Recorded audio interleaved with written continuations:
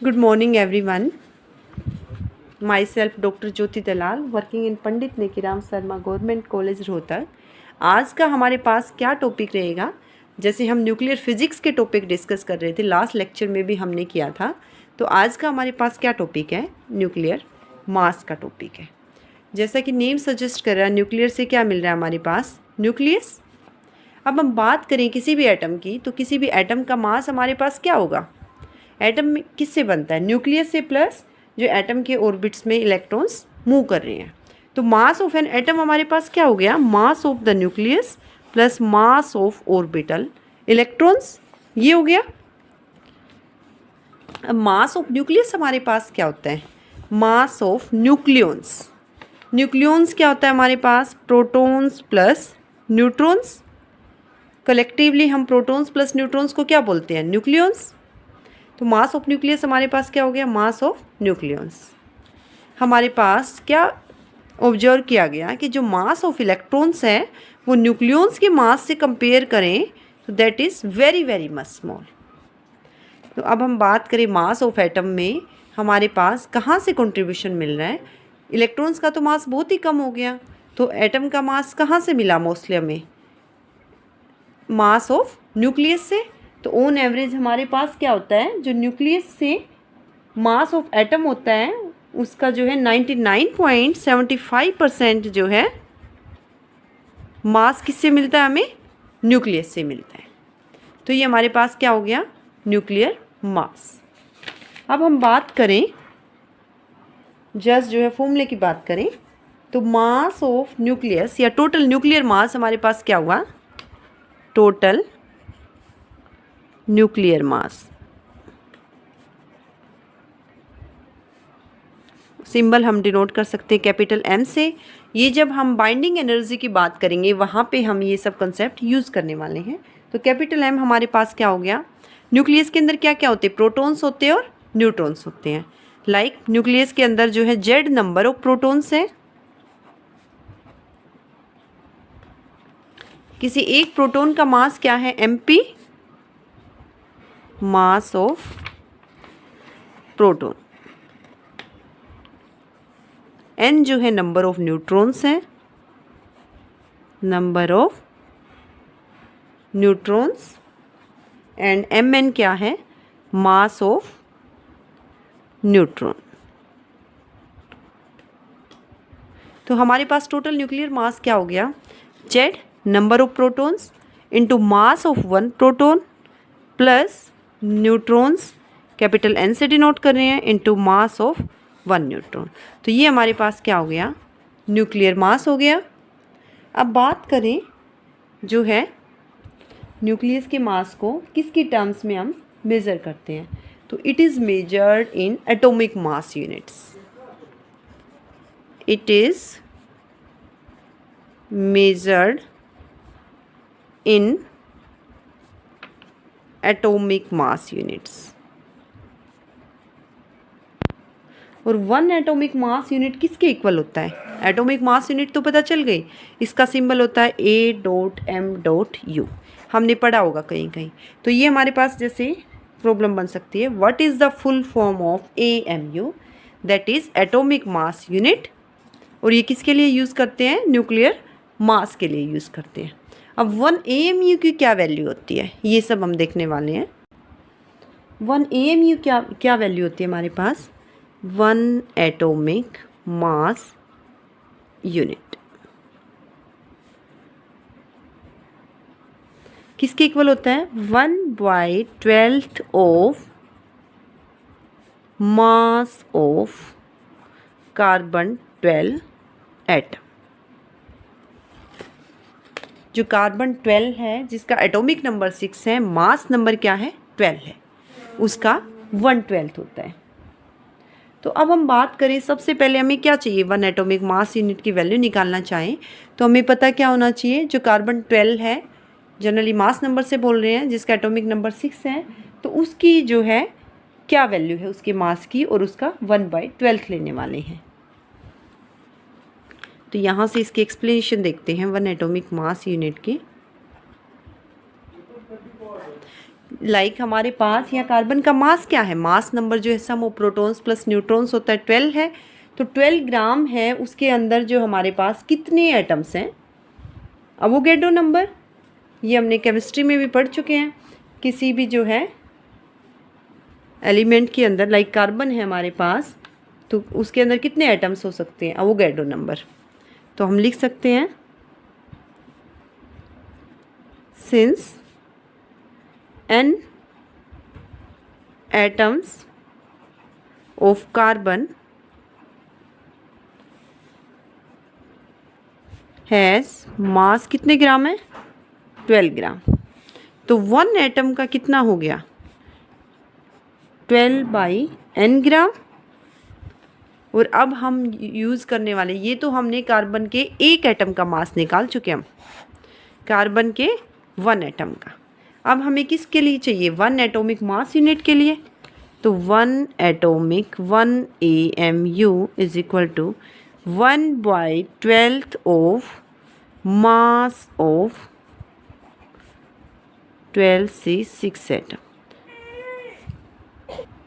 तो यहाँ पे हमारे पास देखने वाले हैं मास ऑफ जो है 1 एटम कार्बन के लिए कितना आ चुका, 12/n। तो वैल्यू सब्स्टिट्यूट कीजिए, 1/12 इंटू 12/n ग्राम। 12 से 12 कैंसिल आउट हो गया। n जो है अवोगैड्रो नंबर यूज़ कर रहे हैं इसमें हमारे पास, तो n में हमारे पास जो है कितना नंबर होता है, n जो है कैपिटल N 6.024 इंटू 10⁻23। तो वैल्यू क्या हो गई हमारे पास, 1/6.024 इंटू 10⁻23 ग्राम। और यहाँ से हम सोल्व करेंगे तो वैल्यू क्या आ जाएगी, 1.66 into 10⁻24 gram, and that is equal to 1.66 into 10⁻27 kg। तो ये किसकी वैल्यू है, 1 AMU की। तो एग्ज़ाम में अगर क्वेश्चन आ जाए आपके पास जो है MCQ हो, कन्वर्ट 1 AMU इंटू kg, तो क्या वैल्यू हो जाएगी, 1 atomic mass unit is equal to 1.66 into 10⁻27 kg। तो अभी हम बात करें जो है मास ऑफ प्रोटॉन की और मास ऑफ न्यूट्रॉन की।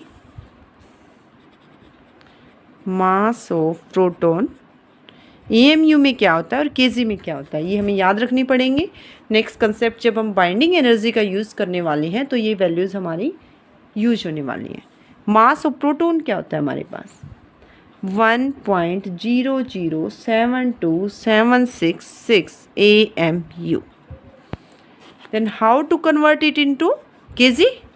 Just multiply by 1.0072766 into 1.66 into 10⁻27 kg, and it comes out to be 1.6725 into 10⁻27 kg. This is all about mass of proton. तो इन जनरल हम जो है 2 डिजिट तक यूज़ करते हैं, डेसिमल तक, sorry, 1.67 into 10⁻27 kg। Now what about mass of neutron. तो मास of neutron क्या हो जाएगा हमारे पास, यहाँ से मास ऑफ न्यूट्रॉन Mn की वैल्यू AMU में लिखिए पहले, 1.008665 AMU। अगर हम इस वैल्यू को कन्वर्ट करना चाहते हैं kg में तो AMU की जगह किससे मल्टीप्लाई करोगे, 1.66 into 10⁻27 kg, and it comes out to be 1.6748 into 10⁻27 kg। तो ये मास ऑफ प्रोटॉन है, ये मास ऑफ न्यूट्रॉन है kg में। तो इस तरह से हम मास ऑफ प्रोटॉन और मास ऑफ न्यूट्रॉन निकाल सकते हैं। नेक्स्ट टॉपिक हमारे पास किसका है, न्यूक्लियर डेंसिटी का है।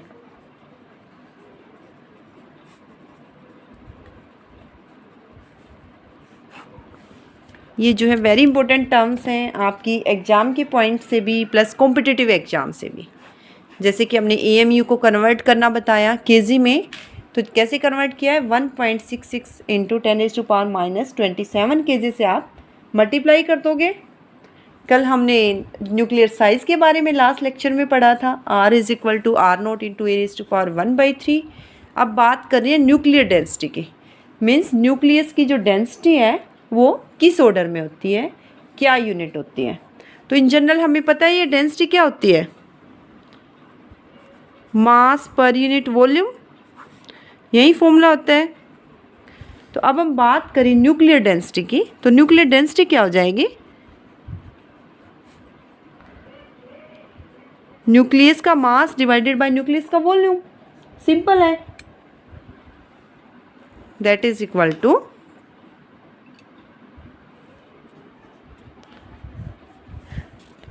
मास of nucleus divided by volume of nucleus।